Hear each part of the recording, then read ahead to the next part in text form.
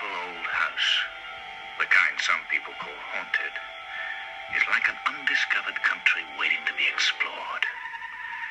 Hill House had stood for 90 years and might stand for 90 more. Silence lay steadily against the wood and stone of Hill House, and whatever walked there walked alone.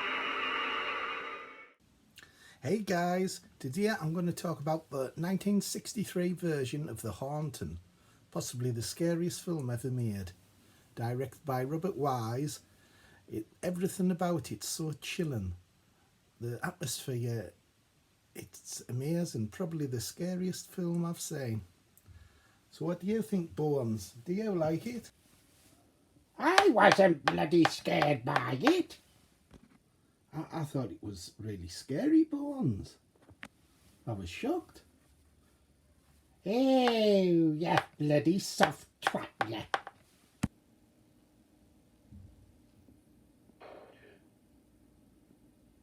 The plot of The Haunting's pretty straightforward.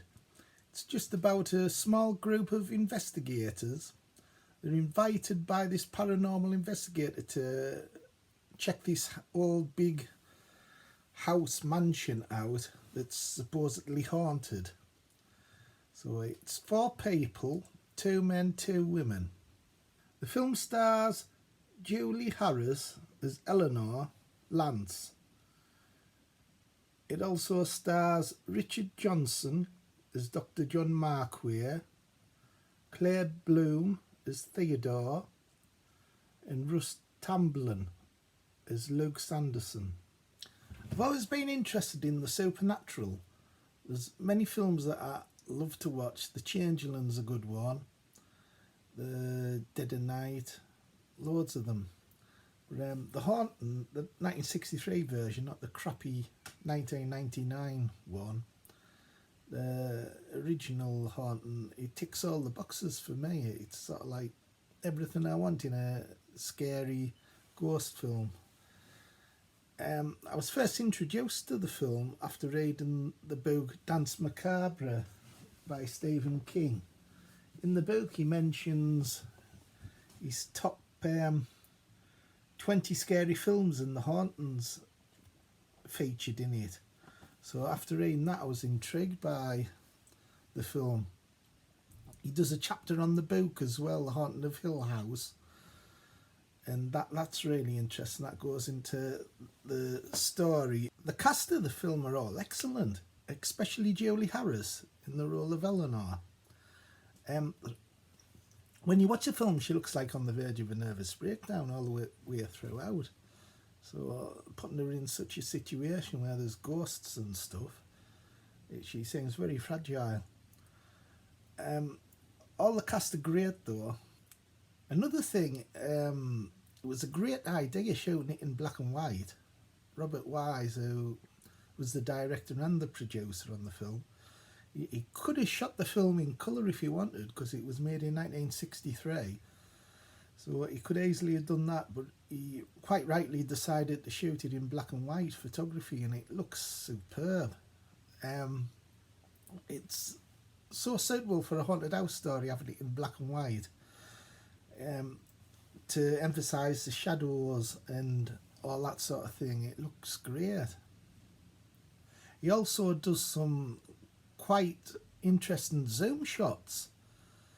There's a scene I remember where she's looking up at the top of the house and it quickly rushes towards her face, the camera, and it looks like she's going to fall back over off the wall to her death.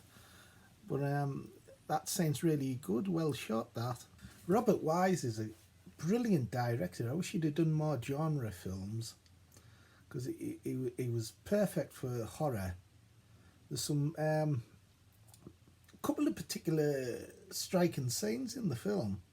The one that everyone goes on about's the bending door, where the 2 ladies are in bed and they hear banging and a face in the wall, and then they see this door sort of like bulging inwards. It doesn't break or anything. It's like, it looks like it's rubber.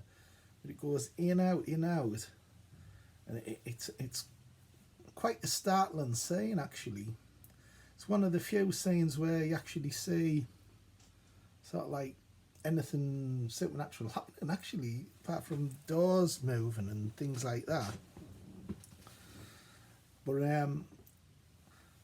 the best thing about this film is it doesn't show you anything. I know that sounds stupid, but it's true for horror.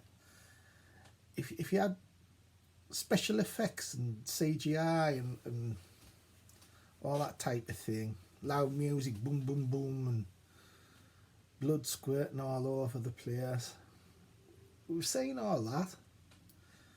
But with a supernatural story, what you don't see is more scarier, actually. It's the thing behind the door. If you open the door and you see the thing, you're not scared, because it's never as good as your imagination tells you it is. So this director knew that. He knew how to tell a good ghost story. So there's some terrific scenes in the film. Another interesting thing about the film is she hasn't got much of a role, but towards the end, Lois Maxwell pops up, the actress who plays Moneypenny in the Bond films. So she nearly gets run over. So nice to see her, but she doesn't have much to do.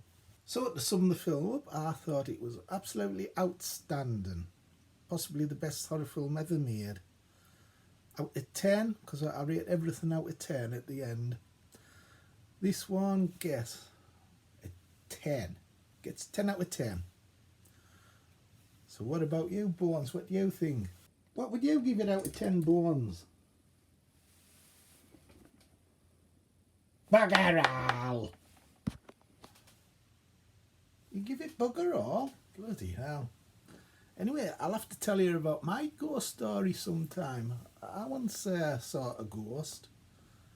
So I'll tell you that sometime in another video. Did you buggery say a ghost? You made the bugger up. Okay, folks, bye.